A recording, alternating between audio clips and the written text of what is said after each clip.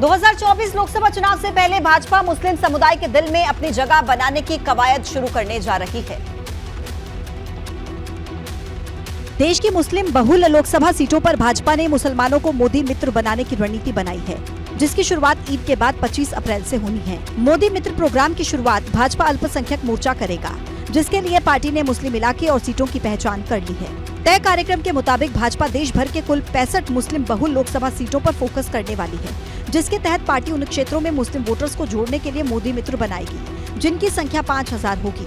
इन मुस्लिम बहुल जिलों में असम, बिहार और केरल के कई जिलों को शामिल किया गया है, जिसमें पश्चिम बंगाल और उत्तर प्रदेश के भी 13 जिले शामिल हैं। सूत्रों के मुताबिक यूपी में सहारनपुर, मेरठ, आजमगढ़ और रामपुर में इस कार्यक्रम का आयोजन किया जाना है। सरकार ने भी गरीब कल्याण की जितनी योजना है, अंतिम छोर पर बैठे व्यक्ति का, समाज का हमें विकास करना है। मोदी मित्र अभियान को लेकर सपा ने भाजपा पर हमला बोला। देखिए, भारतीय जनता पार्टी की कथनी और करनी में जमीन आसमान का अंतर है। तो जमीयत उलेमा हिंद ने भाजपा पर वादा खिलाफी के आरोप लगाए। सवाल ये है कि सरकार को पहले ये बताना चाहिए कि पसमानदा मुसलमानों के लिए उसने कितने कॉलेजेस बनाए, कितनी यूनिवर्सिटीज बनाए।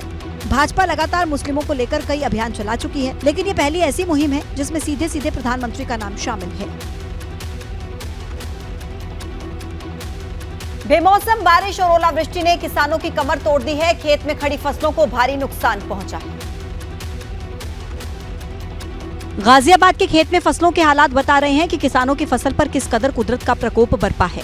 गेहूं की तैयार फसल चौपट हो चुकी है, लिहाजा परेशान किसान अब सरकार से मुआवजे की उम्मीद लगा रहे हैं। बिल्कुल लेट गए खेत, और लेटने के बाद अभी फसल में दूध भी ढंग से नहीं बढ़ा है। जब दूध नहीं बढ़ेगा तो दाना कैसे पड़ेगा? लेटने के बाद फसल खत्म हो। कि प्रधानमंत्री हमें इसका मुआवजा दे ताकि हमारे बच्चे पालन कर सके। हमारे पास में और कोई साधन नहीं है, खेती कर रहे हैं, दिन रात इसमें मेहनत कर रहे हैं, और अगर हमें मुआवजा नहीं मिला तो हमारे बच्चे भूख के कगार पर पहुंच जाएंगे। बुलंदशहर में भी बेमौसम बारिश से गेहूं, सरसों और आलू की फसल को भारी नुकसान पहुंचा। मूसलाधार बारिश और तेज हवा ने फसल को बर्बाद कर दिया है। बुलंदशहर का खुर्जा, गुलावटी, स्याना, अनूप शहर हो या फिर शिकारपुर, फसल की बर्बादी की तस्वीरें बिल्कुल एक सी हैं। इधर झांसी के बबीना ब्लॉक में भी मौसम की मार से किसान परेशान हैं। यहाँ ओलावृष्टि ने फसलों को भारी क्षति पहुंचाई है। उत्तर प्रदेश के ज्यादातर जिलों में बेमौसम बारिश ने खेतों में तबाही मचाई। मौसम की मार ने किसानों के माथे पर चिंता की लकीरें ला दी, क्योंकि आफत अभी खत्म नहीं हुई है। गेहूं के साथ साथ दलहन और तिलहन की फसलें पूरी तरह से बर्बाद हो चुकी हैं। सरसों खलिहान में पड़ी हुई है। गेहूं की कटाई शुरू होने वाली थी, लेकिन मूसलाधार बारिश ने किसानों की सारी उम्मीदों को धो डाला। अब किसान सरकार से राहत और मुआवजा की उम्मीद कर रहे हैं। गेहूं की और ये सरसों की फसल तो लगभग तबाह हो चुकी है, क्योंकि ये बारिश के साथ साथ ओलावृष्टि भी हुई है हल्की, और जो है खेत बिल्कुल बिक चुके हैं। इधर धर्मनगरी चित्रकूट में भी बारिश और ओलावृष्टि से खड़ी फसल बर्बाद हो गई है।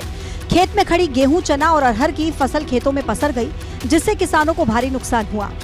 नुकसान हुआ है, पानी बरसा और बहरा चली तो सब गेहूं गिर गया है। और उसमें जहां की 10 कुंटल होना था, उधर 4 ही होने में बड़ा बल है। पिछले 4 दिनों से लगातार मौसम में बदलाव देखा जा रहा है। ऐसे में बारिश और ओले की संभावना को देखते हुए ऑरेंज अलर्ट मौसम विभाग ने जारी किया है। 25 मार्च तक बारिश की संभावना जताई है। कई जिलों में ओलावृष्टि की चेतावनी भी जारी की गई है। जाहिर है मौसम विभाग के नए अलर्ट ने किसानों के माथे पर बल दे दिया है। तो देखा आपने, प्रदेश में हुई बेमौसम बारिश और ओलावृष्टि से किसानों को नुकसान हुआ। अब इसी के मद्देनजर योगी सरकार ने अधिकारियों को खास निर्देश भी दिए।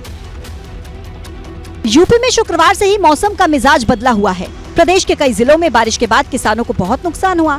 बिना मौसम हुई बरसात के बाद खुद सीएम योगी एक्शन में आ गए हैं और स्थिति की जानकारी लेकर अधिकारियों को तुरंत राहत और मुआवजा देने के निर्देश दिए।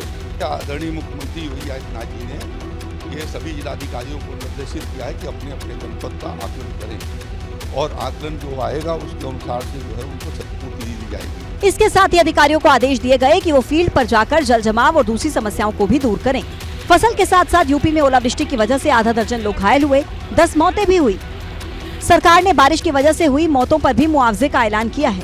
इस आपदा से जिन लोगों की मृत्यु हुई है, अतिवृष्टि से या ओला के लगने से, तो उनको 4-4 लाख रुपया उनको जो आश्रित परिवारजन है उनको उपलब्ध करवा दिया। सीएम योगी ने अधिकारियों को साफ निर्देश दिए हैं कि फसलों के नुकसान का आकलन किया जाए। नुकसान का आकलन करके प्रशासन को आंकड़े बताए जाए, ताकि इससे आगे की कार्यवाही में आसानी हो।